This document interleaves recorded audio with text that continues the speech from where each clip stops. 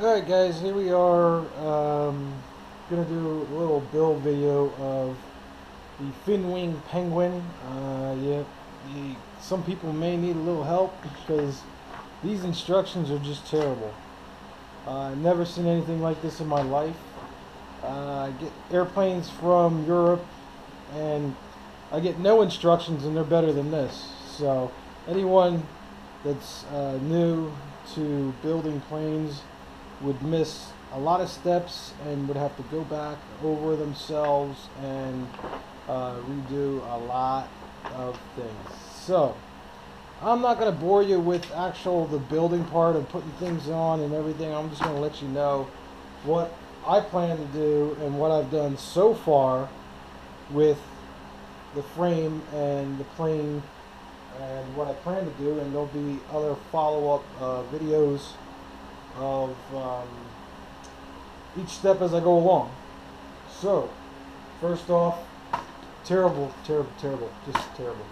Okay, so this is my battery, going to be my battery setup pretty much. Probably move this over a little bit. Two 5,000 Thunder Powers. That'll be just for the power plant. And then this is going to be my flight pack and video. So I want to have something totally separate for that, for long flights. So I don't know if I'm going to use the Velcro yet or not. I thought the Velcro would be a nice touch just to kind of really secure it with the straps. You know, it's a lot of weight bouncing around, and if you start doing rolls or flips or loops or something, you know, it's going to probably come off of that Velcro. Another one is this tailplane. Tailplane comes with the carbon, but you have to glue it in. So I just took some of this foam safe CA and put some down inside the channel, then put the rod in, pressed it in. If you'd like to use these popsicle sticks or stirrers, I get them at Starbucks. They're free. Seeing how I buy coffee there, you know. So you just got to do that, and then I attached this hardware. I'm going to try it out. I'm not sure if I'm going to really like it, but seems to be okay. Definitely going to put, they don't tell beginners, put some CA down in here. Also, when you get done attaching your control horns, you should put some CA there, maybe cut those off, grind them down, and put some CA. So that's something they don't tell you about in the directions. And here is the fin. Now the fin, same thing. Just it's nice that they put this wood in here so you don't collapse the foam. And then also they've gone and they put in, you use a screw to attach and detach the tail plane. So I don't know if I'm going to glue it in or not, but yeah, you really should glue this in and then use that screw. Put my servo in there. I went with the HS62 MGs, I think they were. Yeah, the upper pack of from Ready Made RC. I got this, and the 65 MGs in the wing.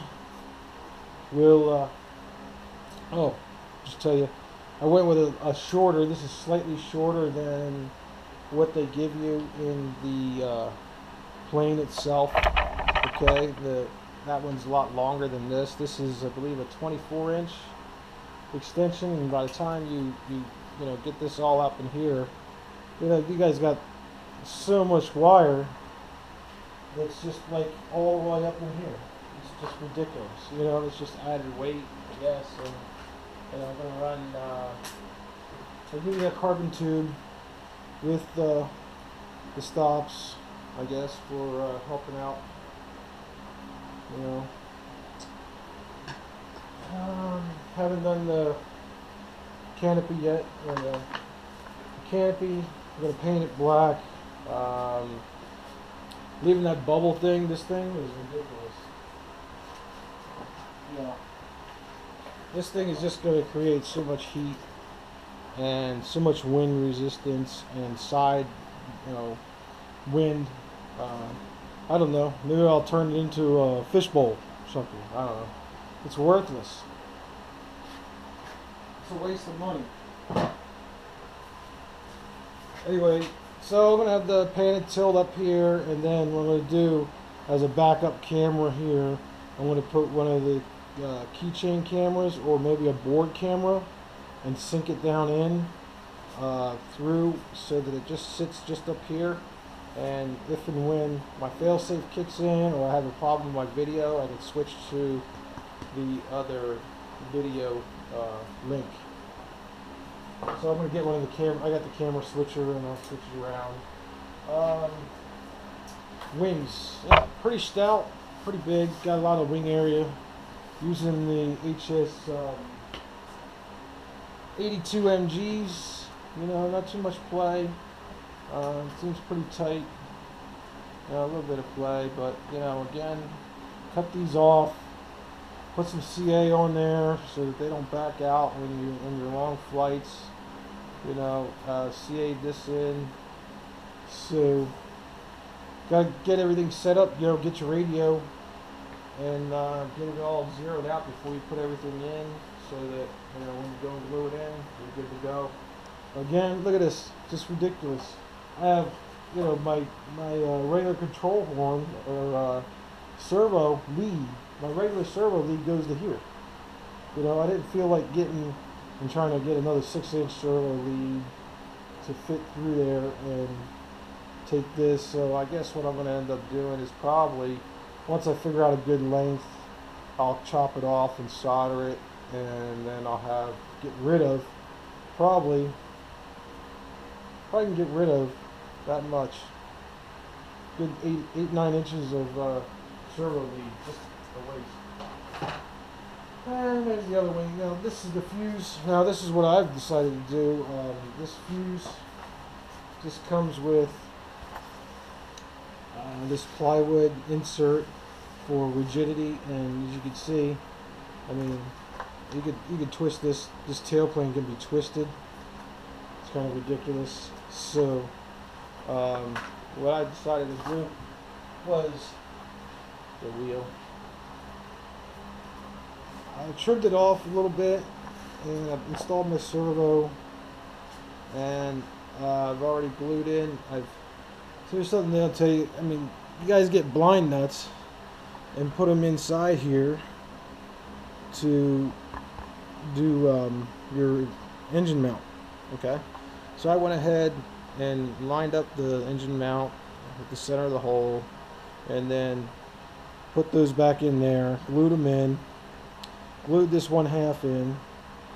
Okay, you got to glue these inserts in. They're like nut plates, you know, that have a nut inside them, so you screw them.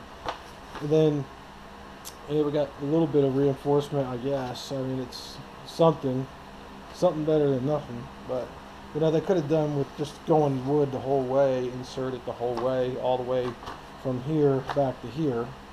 You know, and even run it into this wall block here would have helped. I had to cut away a little bit for my double batteries because I'm going to run 2 5000s. That's up in the air too. I may end up having to run them nose to tail, depending on where the CG ends up. I may not be able to run this extra battery. I may just run the 2 5000s in a row, or set them up upright, sideways. I don't know. I've got to see how it fits with the canopy. And they give you the wheels. You know, make sure that you're glued in good here. You know, make sure everything's glued in before you assemble. Now, what I've gone and done was I inserted my own carbon tube. This is a 5mm carbon tube. So what I did was I cut in front up here towards the compartment, and ran it all the way along here, and I buried it far enough, I thought, to where when I put this other one on top, the plate will just meet right up with it. And best way to glue the carbon is if this carbon here actually has glue and attaches to the wood. You're going to get the best bond right there. But I mean, you can see it's gonna add quite a bit of rigidity. Yeah, it's gonna add weight to the tail. But I'm running like 2 5,000s. Hopefully, I'm gonna CG it out, so I don't care about this extra weight. I have the strength and durability, so hopefully, you know, this will keep it from snapping the tail if you come in a little crooked and have a crosswind landing or something. Make sure you glue in your guide tube, and also back here this was filled in with this foam, you know, so when it came and I had to cut that out. And so they don't tell you in the manual all this extra stuff that you need to do by cutting this stuff and maybe putting this tube in and gluing in these supports. They don't tell you anything about that. You just gotta figure it out yourself. I pre-marked the CG all inside from measuring out here, and marked it on the inside so that when I go to put my Guardian stabilizer, I know where the CG is, and I can just put it in the middle of this plate. So what I've done is taken that away there so that I can tape it or glue it or Velcro it to the CG, and this is, I know, 85 millimeters and 90 millimeters, so that's good there. I'm be running the Dragon Link radio, so should be good. It's my first time ever running a UHF, so we'll see how it goes. I put it on the JR 9303. Went with the upgrade on the power pack. So we got the ICE 50, and this is the Himax Outrunner. It's the HC 3516-1350 kV. Be running like a 9.6. I ran the motor calc and the numbers are better for it on a 9.5, but you know, it'll amp up a little more. It won't be quite optimal efficiency, but should do the job. All the extra weight and everything, I wanted to go with a little bit bigger power plant, and also, you know, because I wanted to carry more weight. So that's it so far. After I get done this video, I'm going to glue the two fuse halves together, let them sit overnight, and I'm going to try out this glue. I don't know what it is, but what kind of glue it is, but they provided it with the kit, so I guess that's what you should use. So make sure that you put your wheels in, and make sure everything's glued, and trial fit everything. I'm telling you, this stuff is not coming off production line, and things were off, and I had to readjust some of the points, and you know, just make sure that it all lines up and you're ready to go, so that when you go to glue that sucker together, you know, everything lines up. I'll run the GPS. We'll go back here. So they have a hole here for you. Let's see. Might as well put this together for you. See, it goes like that.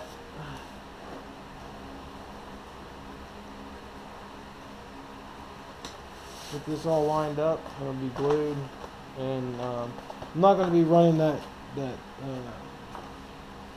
bottom camera. So then the wood will go, you know,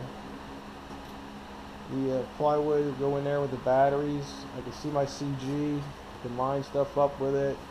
I already cut the bay hole here for access to my elevator servo. See the carbon rod? This carbon rod even extends. The carbon rod even extends up into here. So it even goes up underneath into this compartment. So it should make it pretty stout. This will be the exit right here for the GPS. will exit here. And also, I think what I'm going to do is run my antenna all the way down into here, and then I'm going to like have it exit like right out here. I'm going to have my antenna for the dragon link run down inside and then exit right, probably right in here, and then attach it to, bring it up and then attach it to the rudder. But I'll show you, this is what I mean by misalignment.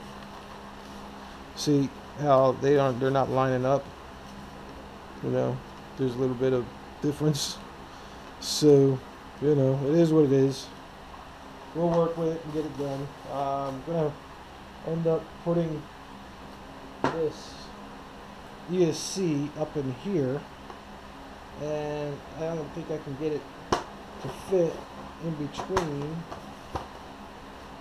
here. I might be able to squeeze it up in there once everything's glued together, you know, and then actually I might router that out in there just so that I can get this to squeeze up inside there, and I don't know, we'll see. Kind of debating whether to put it up inside